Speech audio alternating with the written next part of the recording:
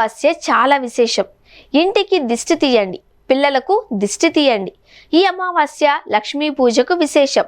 అమావాస్య పూజలు ఎలా చేయాలి? అమావాస్య నాయకి అయిన జగన్మాత ఆ రోజు కామేశ్వరి స్వరూపంగా కామేశ్వరుడితో ఏకాంతంగా ఉంటుంది, సంతోషంగా ఉంటుంది. కనుక అమావాస్య పూజ త్వరగా అనుగ్రహిస్తుంది, మంత్రం సిద్ధిస్తుంది. లలిత, లక్ష్మి, కాళీ, భైరవ ఉపాసకులు సంధ్యకాలం విశేష పూజ చేయాలి. దీపలక్ష్మి పూజ చేయాలి. అఖండ దీపాన్ని ప్రారంభించడానికి మంచి సమయం. దిష్టి నివారణ మంత్రం. సకల దృష్టి నివారణ మంత్రం. సర్వతోముఖ ప్రణయకాల జ్వాల నృసింహయి నమః.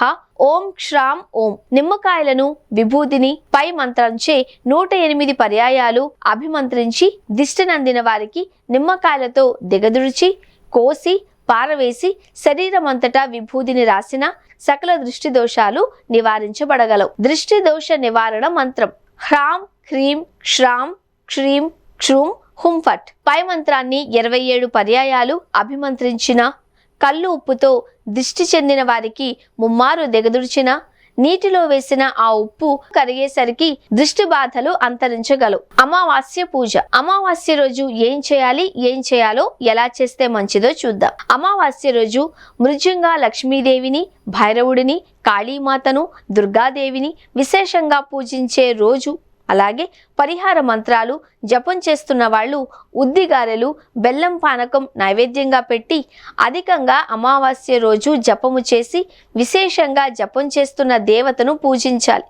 అది ఏ ఉపవాస దేవత అయినా అవే నైవేద్యంగా పెట్టి ఆ ప్రసాదాన్ని 1-2 వడలైనా కుక్కకు పెట్టాలి, మీరు కూడా తీసుకోవాలి. అమావాస్య రోజు లక్ష్మీదేవిని పూజించాలి అనుకునేవారు కమలాత్మిక హైమావతి సంపుటీకరణ అష్టోత్తరంతో అర్చన చేసి, కమలాత్మిక స్తోత్రం చేసి, కమలాత్మిక ఖడ్గమాల చదివి మీ శక్తి కొలది నైవేద్యం సమర్పించి, మీ గృహస్థులు కాని వారికి ఎవరికైనా కాస్త ప్రసాదాన్ని పంచిన తరువాత ఆ అర్చన కుంకుమ ఇంటిల్లపాది ధరించాలి.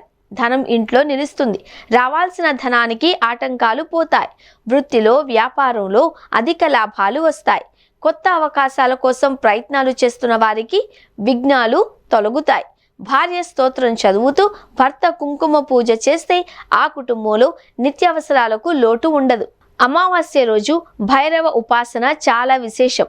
కుటుంబ కలహాలు, ఆస్తి గొడవలు, శత్రు బాధలు, అనుమానాలు, ఇంటికి, మీ వృత్తి వ్యాపారాలకు ఉన్న నరదృష్టి మొత్తం అమావాస్య రోజు భైరవుడి ఆరాధన ద్వారా తొలగిపోతుంది. ముఖ్యంగా సాయంత్రం చేయాలి. సాంబ్రాణి పైన తెల్ల ఆవాలు వేసి భైరవుడిని స్మరిస్తూ ఇల్లంతా ధూపం వేయాలి. తరువాత సాంబ్రాణి పైన బిర్యానీ ఆకులు వేసి భర్త, పిల్లలకు ఆ సాంబ్రాణి వేయాలి. తరచుగా కింద పడడం, దెబ్బలు, దిష్టి దోషాలు తొలగిపోతాయి.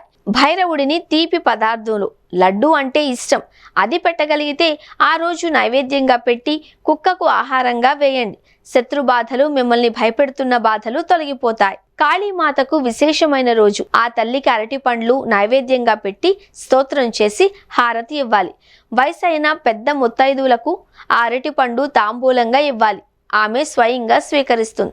దుర్గామాతకు విశేషంగా పూజించాల్సిన రోజు. ఎప్పుడు లోకాలను రక్షిస్తూ కాపాడుతూ ఉండే రూపం దుర్గా రూపం. విశేషం ఏంటి? తల్లి అంటే ఆ శివుడికి కూడా కష్టం వచ్చినప్పుడు దాల్చే రూపమంతా శక్తి రూపం, దుర్గా రూపం. ఆ రోజు పసుపు నీళ్లతో అభిషేకం చేయాలి. వేప మండలు అలంకారం చేయాలి. నైవేద్యంగా పెట్టి దుర్గా స్తోత్రాలు, అష్టోత్తరం, మహిషాసుర మర్దిని స్తోత్రం, ఇలా ఎన్ని స్తోత్రాలతో అయినా పూజ, కుంకుమ అర్చ చేసి హారతిచ్చి ఆ నైవేద్యం పంచుకుని తాగాలి. అన్ని రకాల విఘ్నాలు, ఆపదలు తొలగింపబడి కుటుంబానికి రక్షణ కవచంలా కాపాడుతుంది. ముఖ్యంగా మిరియాల పొడి కలిపిన గారెలు చేసి నైవేద్యంగా పెట్టాలి. అది పూజ తర్వాత కుక్కకు పెట్టి తర్వాత తీసుకుంటే మీకున్న జాతక దోష ప్రభావం తగ్గుతుంది.